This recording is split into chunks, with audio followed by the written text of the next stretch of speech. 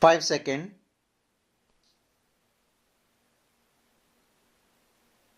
Start. What was once a dispute between landlord and tenant for the eviction of the tenant from the premises in dispute ended into a consent order way back in the year 1979. Unfortunately, the said consent order gave rise to a bitter civil dispute between the parties, which has now landed in this court after the suit was dismissed by the court of first instance with judgment, and order was upheld by the first appellant court.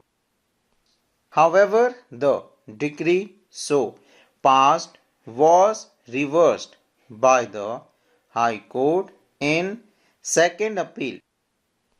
This is how the parties are now before this court.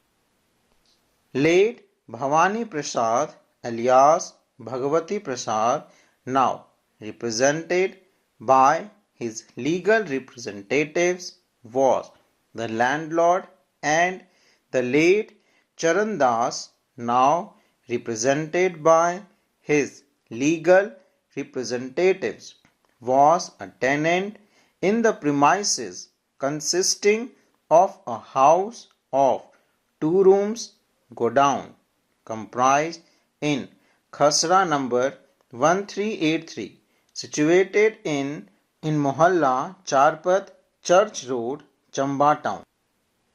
The landlord applied under section 14 of the Himachal Pradesh Urban Rent Control Act 1971 for the eviction of the tenant late Charan Das on the ground that the house in question was in a dilapidated condition which required demolition and reconstruction.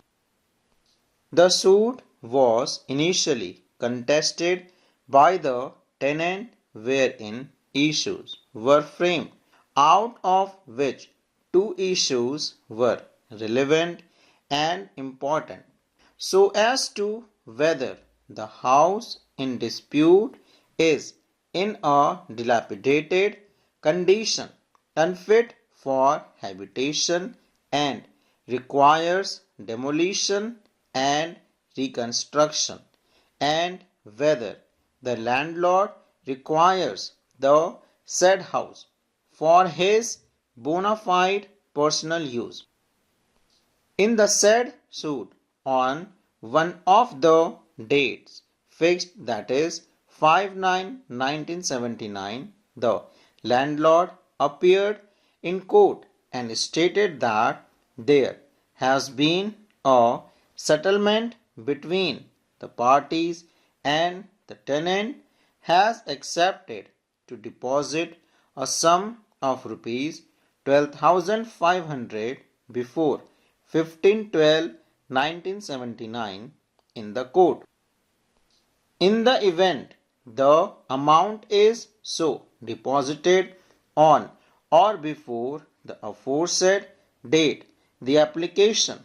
of the landlord shall be deemed to be dismissed. Otherwise, on failing to do so, the landlord's application would be deemed to be allowed. The tenant also appeared before the court on the said date and accepted the settlement.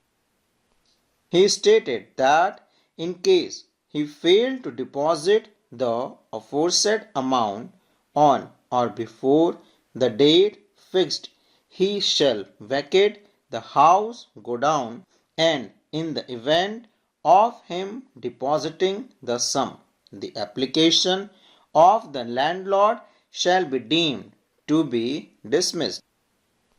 In terms of the aforesaid settlement as per the statement of both the landlord and tenant. The Court of Rent Controller on the very same date, that is 5/9/1979, passed an order allowing the application of the landlord conditionally, that if the tenant fails to deposit the aforesaid sum of rupees 12,500 in court in the name of the landlord on or before 15/12/1979, the application would be deemed to be allowed and the tenant would deliver vacant possession of the house immediately. Otherwise, if the tenant deposits the amount within the stipulated period, the application of the landlord would be deemed to be dismissed. The tenant, in pursuance of the above consent order dated 5/9/1979,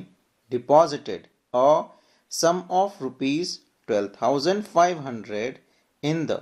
Chamba Treasury on 6/9/1979, that is, on the very next day. Thus, the application of the landlord under Section 14 of the Act came to be dismissed in term of the consent order. The landlord, however, challenged the aforesaid order by means of Civil Revision number 168/79 before the High Court, which was dismissed on 7/12/1984, observing that in case the landlord was aggrieved by the dismissal of his application under Section 14 of the Act, the appropriate remedy available to him was to file an appeal under Section 21(1)(b) of the Act. It has come on record that the special leave petition of the landlord against the above order of the High Court also stood dismissed, though nothing in detail to that effect has been brought on record. In short, the consent order dated 5/9/1979 between the landlord and the tenant became final and conclusive. Despite the fact that there was no eviction order against the tenant or any positive direction in his favor, he moved an application for the execution of the consent order, which came to be allowed by the rent controller on 28/8/1989, wherein it was directed that the name of the tenant be entered as owner in possession of the disputed premises by making corrections in the relevant records. Aggrieved by the aforesaid order of the executing court, the landlord preferred a civil revision contending that there could have been no execution of the consent order at the behest of the tenant, as his application for eviction of the tenant stood dismissed, and that the executing court could not have ordered for recording the name of the tenant as owner in possession of the disputed premises. The court therefore in the end held that the remedy of the tenant was not by way of an execution petition, and the order of the rent collector dated 28/8/1989 was not sustainable in law, full stop.